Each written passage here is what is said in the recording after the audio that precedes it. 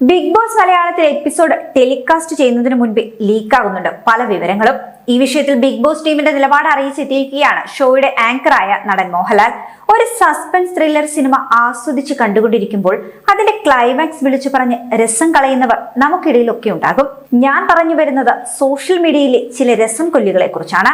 ധാരാളം പ്രേക്ഷകർ ഞങ്ങളെ അറിയിക്കാറുണ്ട്.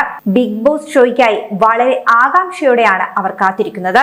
പക്ഷേ ചില സോഷ്യൽ മീഡിയ പ്ലാറ്റ്ഫോമുകൾ ഊഹാപോഹങ്ങളുടെയും ചോർത്തിയെടുക്കുന്ന വിവരങ്ങളുടെയും അടിസ്ഥാനത്തിൽ ടെലികാസ്റ്റിന് മുൻപ് തന്നെ ഷോയിലെ വിവരങ്ങളെല്ലാം പുറത്തുവിടുന്നു.